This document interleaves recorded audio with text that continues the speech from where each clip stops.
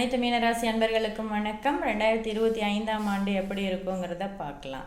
சென்ற ஆண்டு ராசி பலன் சொல்லும் பொழுதே மீனராசிக்காரங்க எல்லாருமே சிக்கனமாக இருங்க, இந்த ஆண்டு போல் அடுத்த ஆண்டு இருக்காது அப்படின்னு கூட சொல்லியிருந்த நினைவில் இருக்கும்னு நினைக்கிறேன்.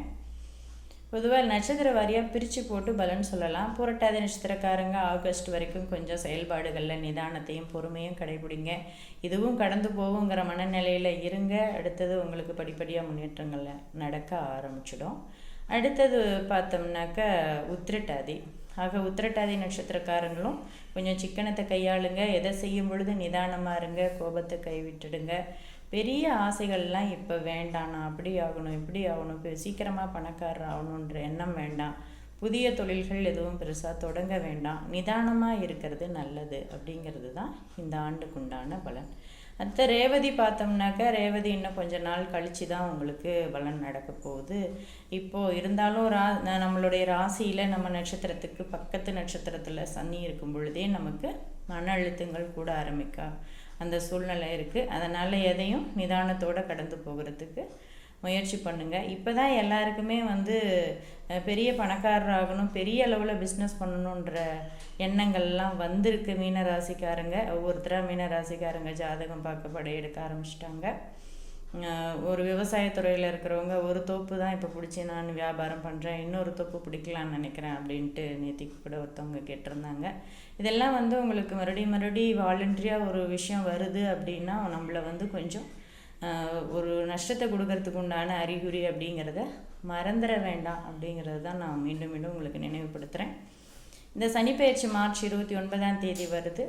அதில் உங்களுக்கு சனி ராசியில் நின்று மன அழுத்தத்தை கொடுப்பாரு. என்ன செய்கிறீங்கிறதே கூட சம்டைம்ஸ் சில பேருக்கு தெரியாமல் இருக்கலாம் அப்படின்ட்டு தான் நான் சொல்லுவேன். ஏன்னா அவங்கவுங்க இருப்பிடத்தை பொறுத்து, நட்பு வட்டத்தை பொறுத்து, அவங்கவுங்களுடைய பழக்க வழக்கங்களை பொறுத்து இந்த சனி உங்களுக்கு செயல்பட ஆரம்பிக்க போகுது. சனி ராசிக்கு 3ஆம் வீட்டை பார்க்க போகிறாரு, ராசிக்கு 7ஆம் வீட்டை பார்க்க போகிறாரு, ராசிக்கு 10ஆம் வீட்டை பார்க்க போகிறாரு. ஆக 10ஆம் வீட்டை பார்க்குறதுங்கிறது தொழில் நிலையில் எச்சரிக்கை அப்படின்ற ஒரு விஷயந்தான் சொல்லி ஆகணும். 7ஆம் வீடுங்கிறது நட்பு வட்டங்கள், மனைவி அல்லது கணவர், இந்த விஷயத்துலேயும் கவனமாக பார்த்துக்க வேண்டிய நிலை இருக்குது. கட்டாயம் குடும்ப அங்கத்தினர்களுடைய ஜாதகத்தை அலசி பார்த்துக்கிறது நல்லது. இந்த வருஷத்தை பொறுத்த வரைக்கும் குழந்தைங்கள்லேருந்து பெரியவங்க வரைக்கும் அத்தனை ஜாதகத்தையுமே பார்த்து நீங்கள் உங்களை ஒழுங்கு பண்ணிட்டு நேரத்துக்கு தகுந்தாப்போல் நீங்கள் வாழ கற்றுக்கோங்க.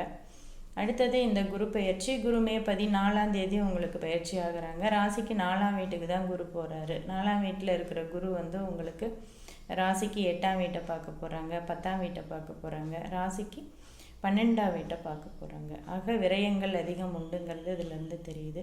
தொழிலில் எச்சரிக்கை தேவைங்கிறது இதிலேருந்து தெரியுது. உடம்பு ஆரோக்கியத்தை கொஞ்சம் கவனிச்சுக்கோங்க. இருக்கிற நெருக்கடி இன்னும் ஜாஸ்தியாக அமைப்பு இருக்குது அப்படின்றது தான் உண்மை. சரி, ராகு கேது பெயர்ச்சி சாதகமாக இருக்குமா அப்படின்னு பார்த்தோம்னாக்கா, ராசியில் இருந்த ராகு 12ஆம் வீட்டுக்கு வராரு.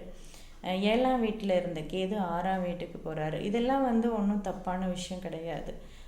12 6 அப்படின்றப்போ நல்ல விஷயம்தான் இது. ராகு கேது பயிற்சி மட்டும் உங்களுக்கு சாதகமாக இருக்கும். 12ல் இருக்கக்கூடிய ராகு குருவின் பார்வையில் இருப்பார். அது பெரிய பாதிப்புகளை தராது.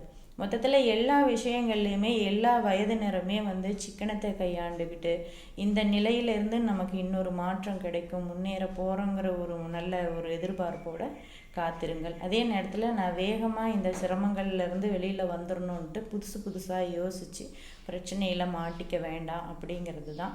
புது தொழில்கள் செய்ய வேணாம், செய்துட்டு இருக்கிற தொழில்களில் இருக்கக்கூடிய சிறு சிறு விஷயங்களை மட்டும் சரி செய்துட்டு இருங்க அப்படிங்கிறது. புதிய கூட்டு தொழில்கள் வேண்டாம்.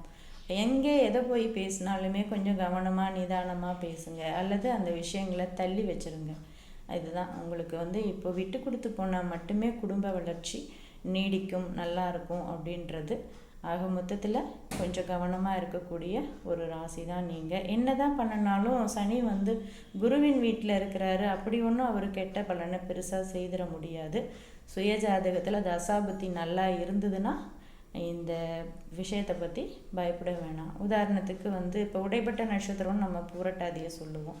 அவங்களால தாங்கிக்க முடிஞ்ச அளவுக்கு சிரமம் இருக்கும் அப்படின்ட்டு. அங்கே ஒரு 6 8 தசை இருக்குது, இல்லை சந்திரன் ஒளி கம்மியாக இருக்குது, இல்லை பாவகத்தன்மையில் சந்திரன் இருக்குது அப்படிங்கிறப்ப மட்டும்தான் அவங்களுக்கு தான் பாதிப்பு கொடுக்கும்னு நாங்கள் சொல்கிற கெடுபலன்கள் எல்லாமே.